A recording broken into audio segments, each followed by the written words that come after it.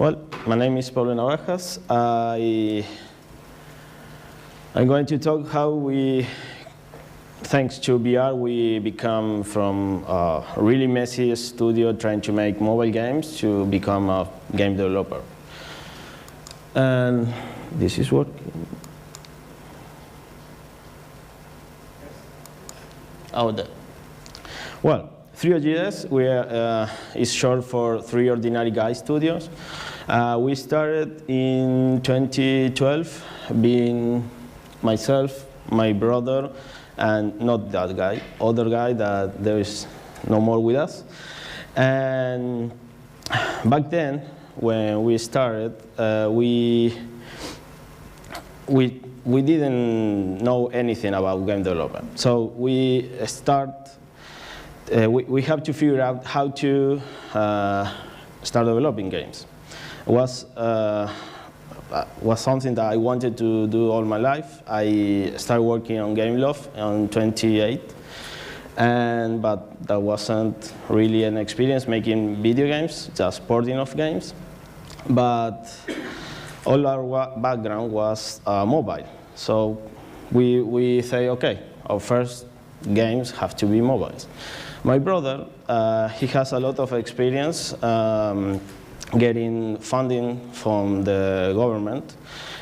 He knows a lot of programs where we can apply and get funding. So he said, okay, we can apply to these fundings, and we can try to live from it and try to make games at the same time. That was the plan at the first. So this is a really nice office right now, small but cozy. And at the early days, this was the kind of game that we did. We did mini games, mobile games, and they weren't any good because we were all programmers. And we freelance all the art, and we used Cocos 2D to make the games. So they were really basic games, and we didn't make a lot of money from it. So the first thing that we need to get was an artist, and there was where Fernando came. He's an awesome artist, very talented, and he helped us to get a unique personality of our games. And at the same time, when we started the studio, this was around 2014, we didn't know any other game developers in Córdoba. Córdoba is a really young industry, is just starting, and we need to get the government attention to help us to build an industry. Back then, my brother started to work with ADVA in Buenos Aires. That is the Association of Video Game Developers in Argentina. And luckily, they were looking for somebody that could add more developers to the association, and we started to build an industry there at the same time that we tried to build a studio, because we didn't have any idea how to make a studio or make games. So we keep making mobile games. Mostly really small games for some clients that we got, and we live from the public funding that we got. These were the sales that we have on the first 3 really years of the 3 years. Like you can see, I have a laser here. Yeah. Our sales were really, really small. These are US dollars. And our public fund was almost everything that can sustain our studio. But we were learning, and we are fast learning. So around this time, we started to try new things in the studio, because mobile wasn't really working for us. And at the same time, we have this this support from the government because we were trying to build an industry, and there is 2 agencies that help us to travel around the world to go to different conferences. Right now I'm here thanks to Pro Córdoba, and Fernando is here thanks to the Polo Audiovisual. The Polo itself is a great, is a really big fund for Cordobian developers that they're helping us to fund early stages of games. And actually our last game is starting thanks to them. And like I said, mobile wasn't really working for us. So we need to figure out a couple of things. First, we need to get better technically. We were 3 programmers at that time, 1 artist, and my brother that was the salesman. And by chance, in 2014, one guy from the government asked my brother if we could produce some really small game for a beer game for an event that is in Córdoba. It's the biggest event of technology in Córdoba. It's called Semana TIC. And we did a really small game with Fernando. Was 3 weeks of development, and we saw at the event that our game was the one with biggest attention of all. We got all the long lines was our game, and sadly that game we didn't charge for that game. That was a free game. Our second beer game was a free game too, but was for a radio station, a big one in Córdoba. And that opens doors for us. And we start to see that probably there is a business model that we can explore on VR. Since until this point in time, we were almost reaching out all of fundings, all public funding. So we need to find a way to sustain our studio with sales. Well,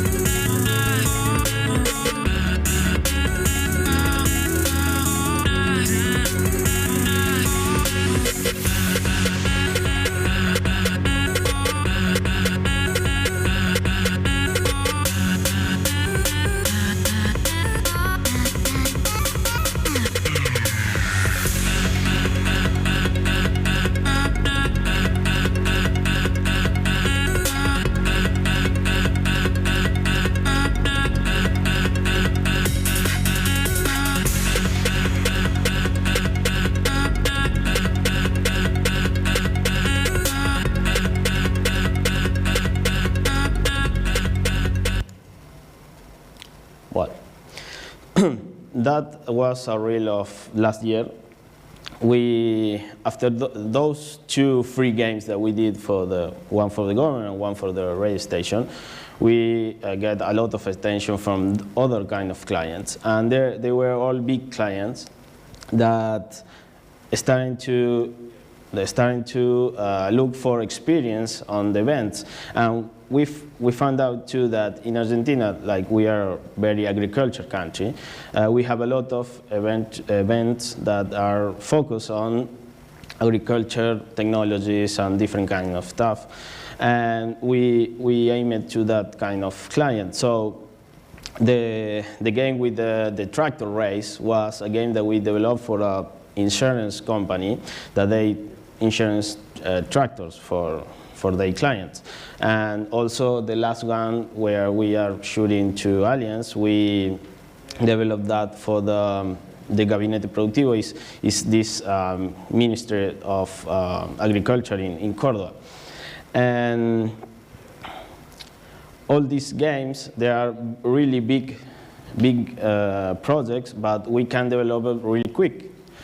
And you can see that in the last 2 years, all our sales go up and all our funding, our public funding, are going down, because the public funding is great and everything, but it's really slow money.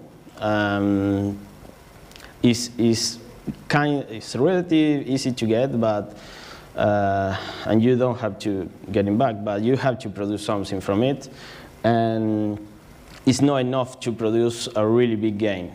It's enough like to produce an alpha or a beta demo of the game.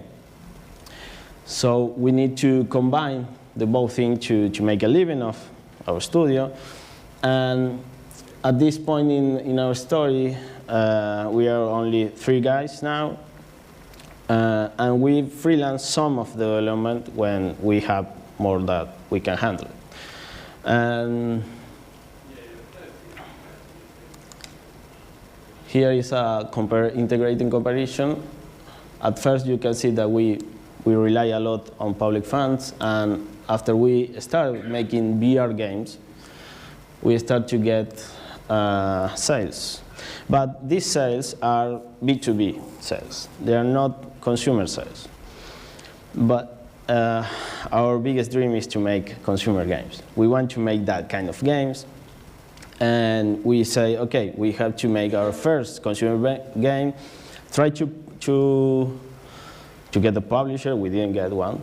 But, okay, we went and make a soft launch of the game, and we learn from it, like always we try to do.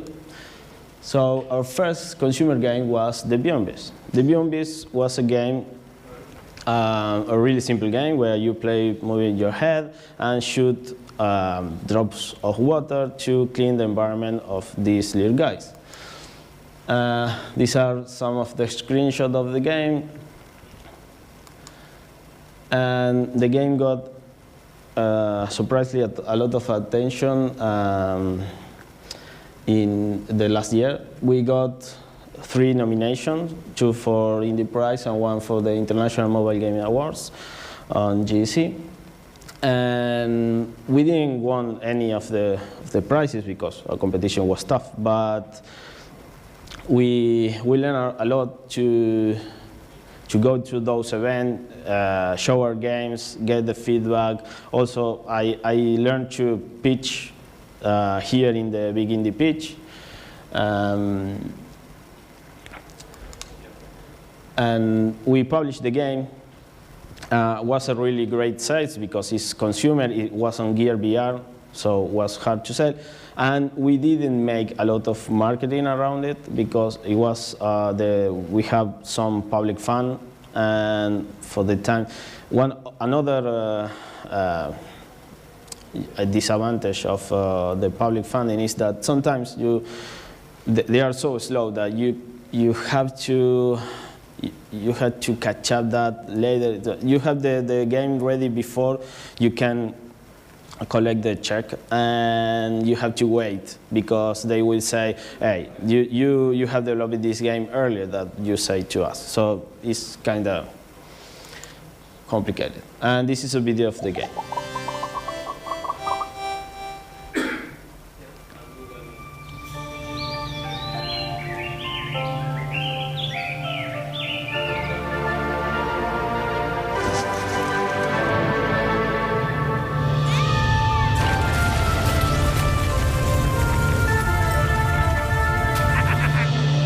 Fly through a world full of wonder.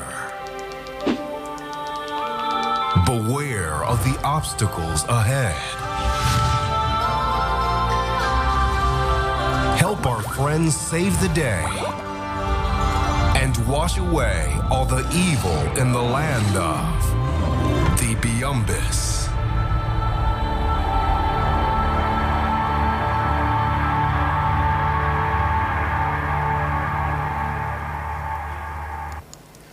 Well, that was our first consumer games that we launched. We love it, but we had to kill it. And now we are making a new game, and it's a better game, I hope. And the new game is The Tesseract Room. It's a really different kind of game. We try to mix puzzle game from escape rooms with a shooter game and VR. These are the earliest concept of the game. We have this kind of puzzle, like the winners kind of puzzle, but we have another ones like riding kind of puzzles where you have to follow the rhyme, or high-end object puzzles, that kind of.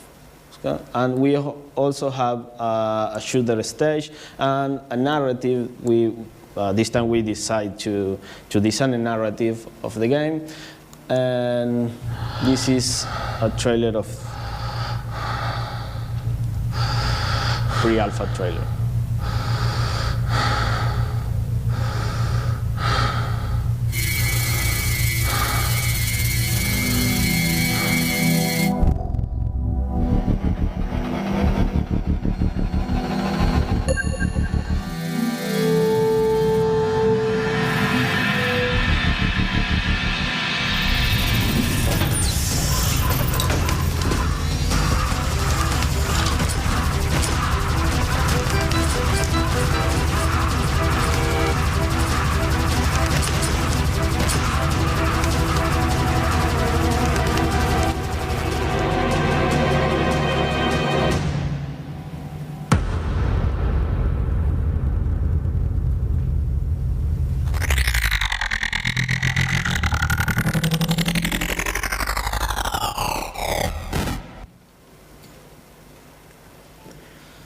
That's a different kind of game, right?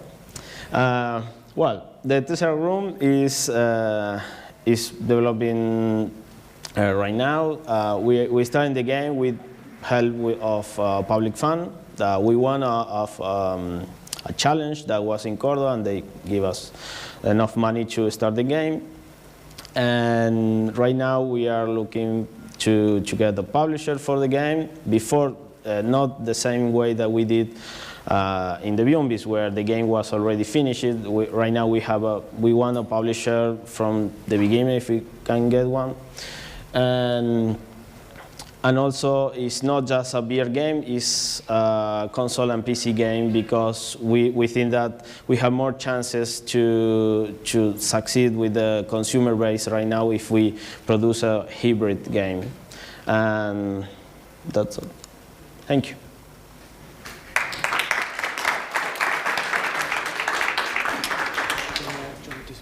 Some time if you want to. Okay. If you have any question. Any questions? We've got about 5 minutes for any questions? No? Cool. In that case, awesome. I have one question for you. Yeah, you have. Go for it. Cool. So with your new game, the Yeah. Tesseract Room, are you looking at licensing that to VR arcades? That's definitely a possibility. Right now we are teaser is an old version of how the game is looking right now. We are shifting a little all the aesthetic, and we are working a lot in the technical aspect of the game. But on the business side, we are looking for a publisher on the first stage. And if we are not focused just one platform, because maybe we don't have a publisher for every platform. Maybe we can find one publisher for one specific platform that help us to develop all the game, and later we can port the game to other platforms. That's the plan right now. And yeah, the VR arcade are a really nice possibility once the game is developed, because we need the money for it. Cool. Lovely. Thank you very much. Thank you.